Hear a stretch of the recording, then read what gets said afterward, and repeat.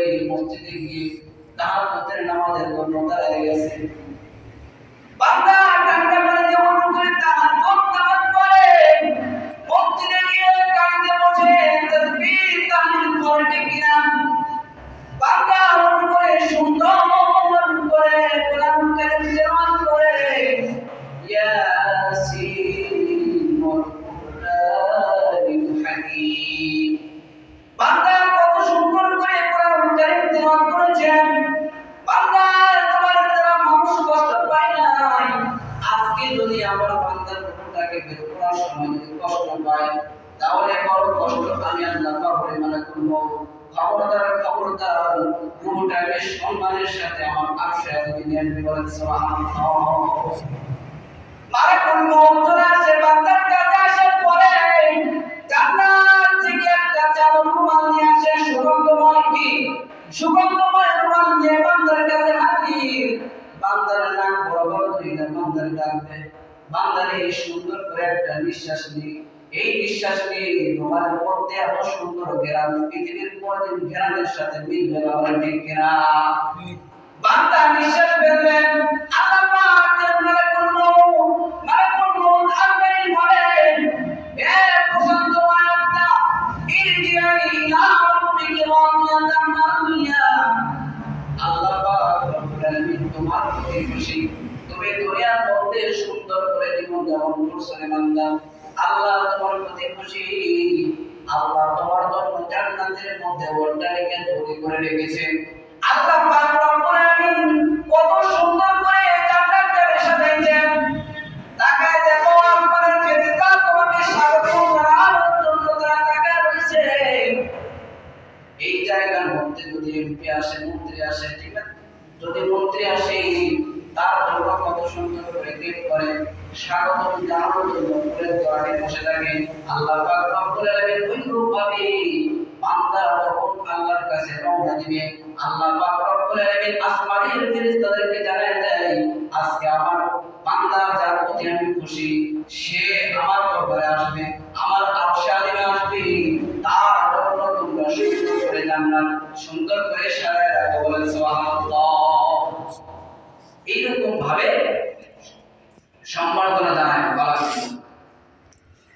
মালাকুল মউত ডাকতে বলে, বান্দারে আল্লাহ পাক তোমার উপরে খুশি, তাকায় দেখো আল্লাহ পাক তোমার জন্য জান্নাতকে সুন্দর করে সাজায় রাখছেন।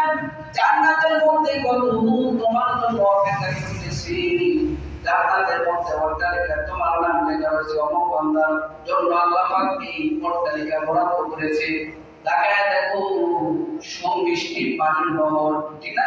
সমিষ্টি পানির নহর, জান্নাতের মধ্যে দুধের নহর, মদের নহর, শরাবের নহর, সব জায়গার মধ্যে আল্লাহ পাক তোমার নামটা সুন্দর করে লিখেছে, বলেন সুবহানাল্লাহ।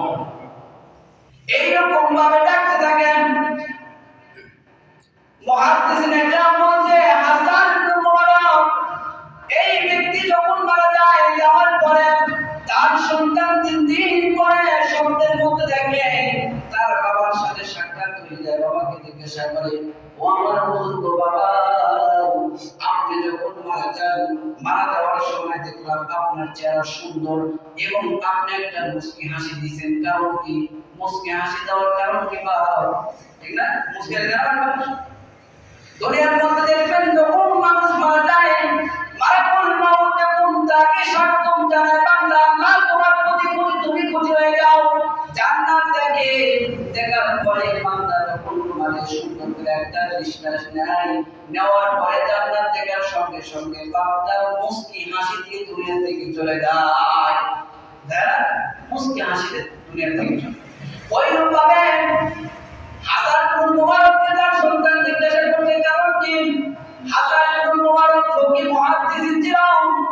এই বুজুর্গ ব্যক্তি তার সন্তানকে বলতেছে, সন্তান রে, ও আমার প্রিয় সন্তান, শুনে রাখো, যখন আমার মৃত্যুর সময় আসলো, যখন মালাকুল মউত আমার সামনে এসে গেল, আল্লাহ পাক রব্বুল আলামিন আমার সামনে জান্নাতকে তুলে ধরছে, বলেন সুবহানাল্লাহ।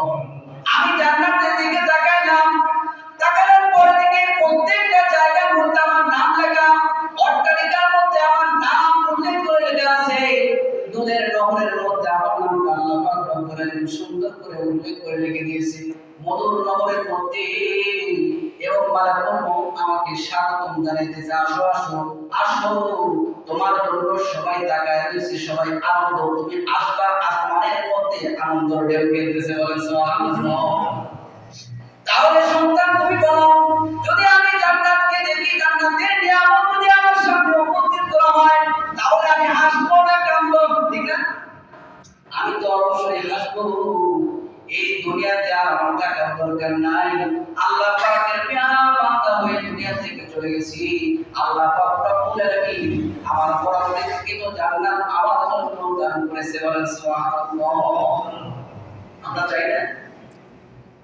এই জন্য তো কোন বলেছে যে নেই হাম সব মুসাফির হাই কোই আগের ঠিকানা কোই আগে রওনা হাই কোই পিছে দাওয়ানা এই দুনিয়া যাদের জায়গা নাই দুনিয়াটা মুসাফির খানা হতে পারে কেউ আগে যাইতেছে কেউ পরে যাবে এইরকম ভাবে যাবে যাবে একদিন সবাই চলে যাবে কেউ থাকবে না আজকে জানা কাল भी जाना जाना भी एक दिन है बंदो कट लिए मुसाफिर रास्ता बहुत दूर है আজকে যাও কালকে যাও যাওয়া কিন্তু তোমাকে লাগবে কিন্তু তুমি কি নিয়ে যাবে বাবা চিন্তা করো দরকার আছে কি নিয়ে যাবে ওই কবরে কি নিয়ে যাবে চিন্তা করে দেখো আল্লাহ পাক রব্বুল আলামিন যদি আমাকে রাখাইলে তোমার নাফসুল মুতমাইন্না এরকম করে যদি আমাকে